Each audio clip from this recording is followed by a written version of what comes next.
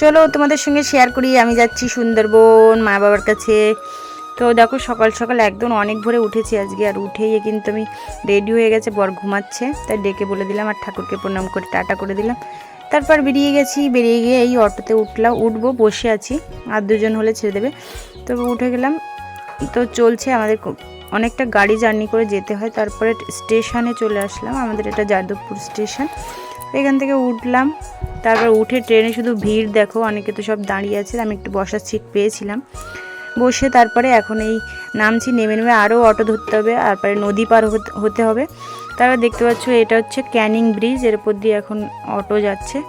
তারপর অনেকটা জার্নি করে এখানে এটা রায়মঙ্গল নদী, এখন এই নদী পার হতে হবে 1 ঘন্টা 1.5 ঘন্টার মতো, 2 ঘন্টা প্রায় লেগে যায়। এই বোটের মধ্যে বসে আছি, এটা এই রায়মঙ্গল বড় নদীটা পার হবো। তারপর নেমে নদীটাকে দেখাচ্ছে, অনেক বড় নদী।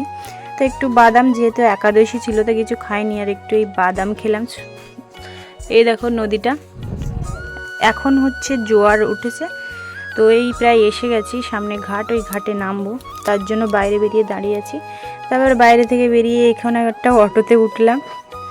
তো এটা থেকে আবারও গাড়ি ধরতে পারে। এই স্কুলটা হেমনগর হাই স্কুল, এটা দেখাচ্ছিলাম, এটা হচ্ছে আমাদের ছোটোবেলাকার স্কুল। তারপর বাড়ি এসে দেখি আজকে বাড়িতে লক্ষ্মী পুজো হচ্ছে, মানে একটা বার্ষিক পুজো। যাকে দেখলাম ওটা হচ্ছে আমার মেজো পিসি মশাই, এদিকে পুরোহিত মশাই, আমার মা আর ভাই, তাই সব এখানে ফল প্রসাদটা রেডি করছে। আর আমাদের এটা হচ্ছে গরুর ঘর গৈলি, এখানে পুজো করা হয়, গরুকে পুজো করা হলো।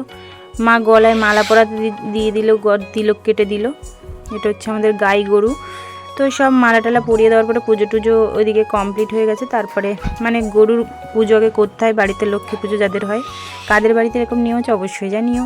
তারপরে এদিকে দেখো মা বাবা দুজন পুজো দিচ্ছে, তারপর সবাইকে প্রসাদ দিচ্ছে, এক এক করে সবাই আসছিল। সামনে ওটা একটা বোন, তারপর সবাইকে আমি প্রসাদ দিচ্ছিলাম, দিয়ে করছিলাম। তারপর আমরাও একটু প্রসাদ খেতে বসে পড়েছিলাম। আর এদিকে মা প্রসাদ রেডি করছে,